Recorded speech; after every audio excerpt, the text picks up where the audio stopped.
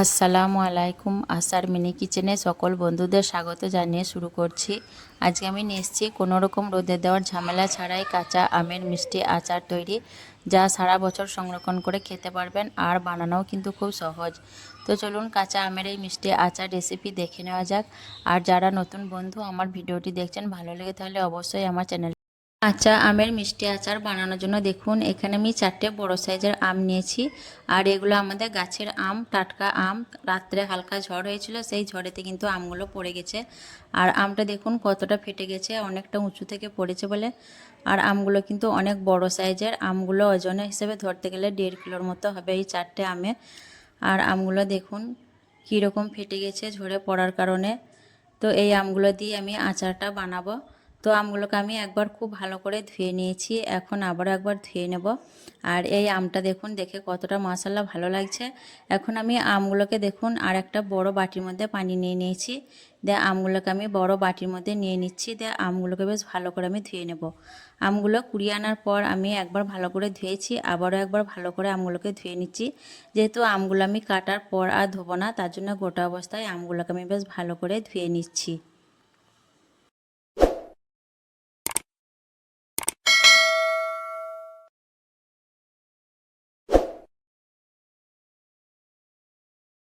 আমগুলোকে বেশ ভালোভাবে ধুয়ে নেওয়ার পর দেখুন এখন একটা আমি সুতির কাপড় নিয়েছি। সুতির কাপড় দিয়ে আমের গাটাকে বেশ ভালো করে মুছে নিচ্ছি, যাতে আমের মধ্যে কোনো রকম পানি লেগে না থাকে।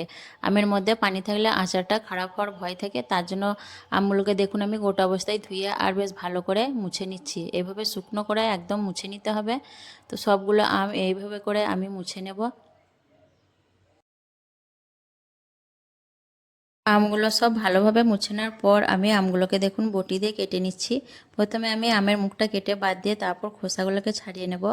আপনারা যদি চান আমের আচারটা খোসা রেখেও বানাতে পারেন, কিন্তু মিষ্টি আচার আমের খোসাটা ছাড়িয়ে নিলেই তবে বেশি ভালো লাগে। তার জন্য আমি যেহেতু দেখুন আমের খোসাগুলোকে ছাড়িয়ে নিচ্ছি, দিয়ে আমি মিষ্টি আচারটা বানাবো।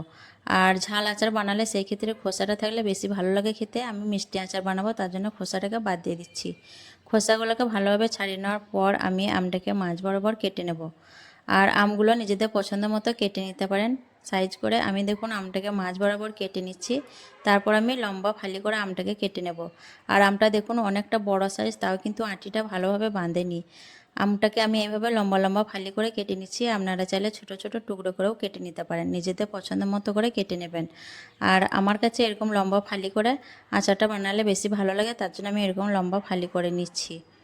তো সবগুলো আমি আম এইভাবেই করে কেটে নেব। আর আজকের মিষ্টি আমের আচারটা আমি একটা সিক্রেট জিনিস দিয়ে বানাবো, তো ভিডিওটি স্কিপ না করে দেখতে থাকুন। কী দিয়ে আমি মিষ্টি আমের আচারটা বানাচ্ছি। কোনো রকম চিনি বা গুড় দেব না, এইগুলো ছাড়াই কিন্তু আমি আচারটা বানাবো। তো আপনারা ভিডিওটি স্কিপ না করে দেখতে থাকুন। সবগুলো আম দেখুন আমি এরকম লম্বা লম্বা ফালি করে কেটে নিয়েছি। আর আমের মধ্যে দেখুন এরকম চোঁচ বাঁধা থাকলে আচার তৈরি করতে বেশি ভালো হয়।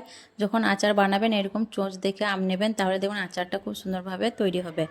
এখন আমি এর মধ্যে দিয়ে দেব 1 চামচ নুন দিয়ে দিচ্ছি। আর দিয়ে দিচ্ছি 1 চামচ হলুদের গুঁড়ো, সুন্দর একটা কালারের জন্য। দিয়ে বেশ ভালোভাবে নুন হলুদটাকে আমি আমের সঙ্গে মিশিয়ে নেব, যাতে নুন হলুদ আমের মধ্যে ভালোভাবে মিশে যায়।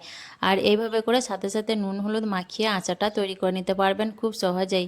কোনো রকম রোদে দেওয়ার ঝামেলাও থাকবেন না। কারণ এখানে আমি দেখুন আমগুলো কাটার আগে ধুয়ে নিয়েছিলাম, কাটার পর ধুইনি, এতে করে আমের মধ্যে কোনো রকমভাবে পানি থাকবে না। আমটাকে ধুয়ে বেশ ভালোভাবে মুছে নিয়েছিলাম, তার জন্য এই আমের মধ্যে পানি থাকারও কোনো ভয় থাকবে না। এভাবে সাথে সাথে নুন হলুদ মাখিয়ে খুব সহজেই আচারটা তৈরি করে নিতে পারবেন। আর সারা বছর সংরক্ষণ করে খেতেও পারবেন, রোদে দেওয়ার কোনো ঝামেলা থাকবে না আচার তৈরি করার পরেও। নুন হলুদটা বেশ ভালোভাবে আমি আমের সঙ্গে মিশিয়ে নিলাম। এখন আমটাকে সাইডে রেখে দিয়ে আমি একটা মশলা বানিয়ে নেব। মশলা বানানোর জন্য দেখুন আমি গ্যাস অন করে একটা কড়াই বসিয়ে দিয়েছি। আর এখানে আমি নিয়েছি 4 চামচে 1 চামচ গোটা ধনে, 1 চামচ গোটা জিরে আর 1 চামচ মৌরি।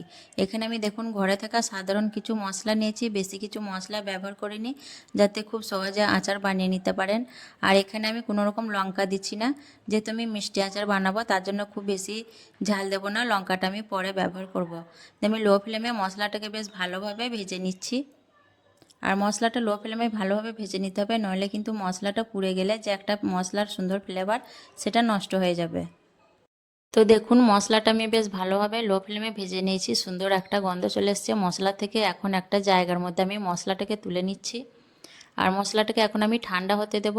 আর ততক্ষণে আমি এইদিকে আচারটা তৈরি হতে বসিয়ে দেব। তার জন্য আমি দেখুন কড়াইয়ের মধ্যে দিয়ে দিচ্ছি খুব সামান্য পরিমাণ সর্ষের তেল, 4 চামচে 2 চামচের মতো হবে। আর আচার তৈরিতে অবশ্যই সর্ষের তেল ব্যবহার করবেন, তাহলে আচারটা খারাপ হওয়ার কোনো রকম ভয় থাকবে না। এখন আমি এর মধ্যে দিয়ে দিলাম 3টে শুকনো লঙ্কা, একটা তেজপাতা ছিঁড়ে দিয়ে দিলাম, আর দিয়ে দিচ্ছি 4 চামচে 1 চামচের মতো 5 ফোড়ন দিয়ে আমি নাড়াচাড়া করে বেশ ভালোভাবে ফোড়নটাকে ভেজে নেব। আর আচার তৈরিতে অবশ্যই 5 ফোড়ন ব্যবহার করবেন, তাহলে দেখবেন আচারের মধ্যে খুব সুন্দর একটা টেস্ট হবে, সুন্দর একটা ফ্লেভার হবে। আর 5 ফোড়নের মধ্যে নানা রকম মশলা থাকে, তাহলে মানে করে আর অন্য কোনো মশলা ব্যবহার করতে হবে না, 5 ফোড়ন দিলেই খুব সুন্দর একটা ফ্লেভার চলে আসবে আচারের মধ্যে। ফোড়নটা বেশ ভালোভাবে ভেজে নেওয়ার পর দেখুন এখন দিয়ে দিচ্ছি নুন হলুদ মাখিয়ে রাখা আমগুলোকে। আর আমগুলো দেখুন আমের মধ্যে কিন্তু কোনো রকম পানি ছেড়ে বেরিয়ে আসেনি, যেহেতু আমগুলোকে আমি কাটার আগে ধুয়ে নিয়েছিলাম, তার জন্য দেখুন আমগুলো কিন্তু শুকনোই আছে, কোনো রকম পানি বের হয়নি। তো আমি আমগুলোকে নাড়াচাড়া করে 5 মিনিটের মতো ভেজে নেব। এতে করে আমের মধ্যে যদিও একটু আধটু পানি থাকে সেটা কিন্তু টেনে নেবে। আর আমটাকে এইভাবে করে একটু ভেজে নিলে আচারটা কিন্তু কোনো রকম খারাপ হওয়ার ভয়ই থাকবে না, সারা বছর সংরক্ষণ করে খেতে পারবেন।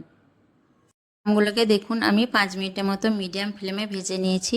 আর আম থেকে কিন্তু কোনো রকম পানি ছেড়ে বেরিয়ে আসেনি, আমগুলো কিন্তু একদম শুকনোই আছে, দেখেই বুঝতে পারছেন। এভাবে করে 5 মিনিটের মতো আমটাকে ভেজে নিলে কোনো রকম ভয় থাকবে না। আর এখন আমি এর মধ্যে দিয়ে দেবো যে সিক্রেট জিনিসটা দিয়ে আচার বানাবো বলেছিলাম, সেটাই দিয়ে দিচ্ছি।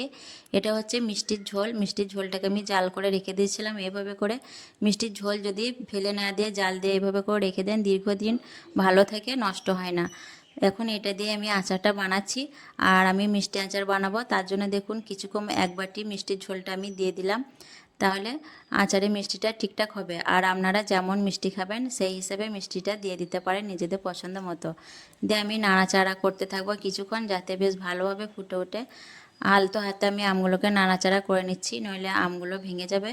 আর আপনাদের বাড়িতেও যদি এরকম মিষ্টির ঝোল বেশি পরিমাণে থাকে, ফেলে না দিয়ে জাল করে রেখে দেবেন, দেখবেন দীর্ঘদিন ভালো থাকবে, যে কোনো কাজে ব্যবহার করতে পারবেন। আচার তৈরিতে, কোনো রকম পিঠে পুরি তৈরি করতেও ব্যবহার করতে পারবেন। আর এখানে কিন্তু দেখুন আমি কোনো রকম পানি ব্যবহার করিনি, এই মিষ্টির ঝোলের মধ্যেই আমগুলো খুব সুন্দরভাবে সেদ্ধ হয়ে যাবে। মিনিট খানেক নাড়াচাড়া করার পর এখন আমি 5 মিনিটের মতো ঢাকনা দিয়ে দেবো, তাহলে তাড়াতাড়ি ঝোলটা ফুটে উঠবে আর আমটাও সেদ্ধ হতে খুব বেশি সময় লাগবে না। 5 মিনিট পর আমি ফিরে এলাম, দিয়ে ঢাকনা খুলে নিচ্ছি। আর ঝোলটা দেখুন বেশ ভালোভাবে ফুটে উঠেছে। আমি 5 মিনিট হাই ফ্লেমে রান্না করে নিয়েছি। এখন একটু আলতো হাতে আমি নাড়াচাড়া করে নেব। আর আমটা কিন্তু প্রায় সেদ্ধ হয়ে গেছে, খুব বেশি দেরি নেই আর সেদ্ধ হতে। দেখুন প্রায় সেদ্ধ হয়ে গেছে। এখন একটু নাড়াচাড়া করে নিয়ে আমি আরও 5 মিনিটের মতো আমটাকে রান্না করে নেব, তাহলে আমটা খুব ভালোভাবে সেদ্ধ হয়ে যাবে আর ঝোলটাও অনেকটা কমে যাবে। আর এইভাবে করে মিষ্টির ঝোল দিয়ে একবার আচার বানিয়ে দেখবেন, খেতে কিন্তু অনেক মজার হয়। চিনি বলুন গুড় বলুন, সব থেকে এই মিষ্টির ঝোল দিয়ে আচার বানালে আচারটা কিন্তু দারুণ তৈরি হয়। একবার অবশ্যই বাড়িতে এইভাবে আচার বানিয়ে দেখবেন, খেতে কিন্তু অনেক মজার হয়। বারবার দেখবেন এইভাবেই চিনির বদলে মিষ্টির ঝোল দিয়ে আচার বানাতে চাইবেন। তো আমি আরও 5 মিনিট মিডিয়াম টু হাই ফ্লেমে আচারটাকে রান্না করে নিয়ে তারপর ফিরে আসছি।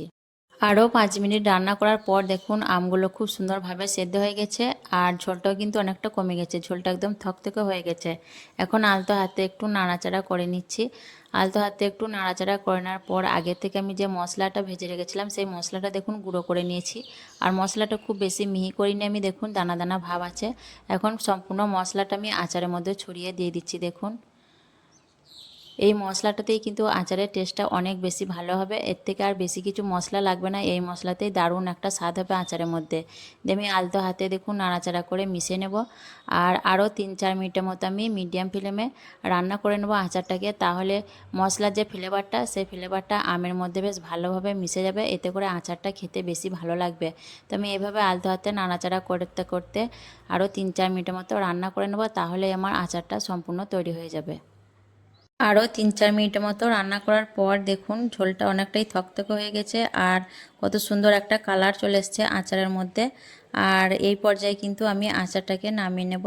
আচারের ঝোলটা দেখুন অনেকটাই থকথকে হয়ে গেছে। যেহেতু আমি ঝোলটা একটু হালকা রাখবো আচারের মধ্যে, তার জন্য এই পর্যায়ে আমি আচারটাকে নামিয়ে নেব। ঝোলটা দেখুন কতটা থকথকে হয়েছে। ঝোলটা ঠান্ডা হওয়ার পর কিন্তু আরও শুকনো হয়ে যাবে। আর আপনারা যদি আচারটা একদম শুকনো শুকনো খেতে চান তাহলে ঝোলটাকে আরও একটু টানিয়ে নেবেন, তাহলেই দেখবেন পারফেক্টভাবে আচারটা তৈরি হয়ে যাবে। আমি হালকা ঝোল ঝোল রাখবো, তার জন্য এই পর্যায়ে আচারটাকে আমি নামিয়ে নেব। তো এখন আমি গ্যাসটাকে অফ করে দিয়ে আচারটাকে বেশ ভালোভাবে ঠান্ডা করে তারপর আপনাদের দেখিয়ে দেবো। আচারটা ভালোভাবে ঠান্ডা করানোর পর দেখুন কতটা শুকনো হয়ে গেছে। এখন আমি আপনাদের পরিবেশন করে দেখিয়ে দিচ্ছি দেখুন। আর আমগুলো কিন্তু দেখুন একটাও ভেঙে যায়নি, প্রত্যেকটা আমই কিন্তু দেখুন গোটা গোটা ফালি আছে। আর আচারটা আমি খুব সহজভাবে তৈরি করে দেখিয়েছি, আপনারাও এইভাবে বাড়িতে খুব সহজেই বানিয়ে নিতে পারবেন কাঁচা আমের এই মিষ্টি আচারটা।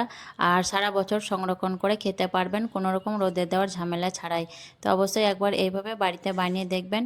আর আজকের এই কাঁচা আমের মিষ্টি আচারের রেসিপি কেমন লেগেছে অবশ্যই কমেন্টে জানাবেন। ভালো লাগলে লাইক করবেন, শেয়ার করবেন আর আমার চ্যানেলটিকে সাবস্ক্রাইব করে আমার পাশে থাকবেন। আসবো আবারও অন্য কোনো রেসিপি নিয়ে। সকলে ভালো থাকবেন, সুস্থ থাকবেন। আল্লাহ হাফেজ।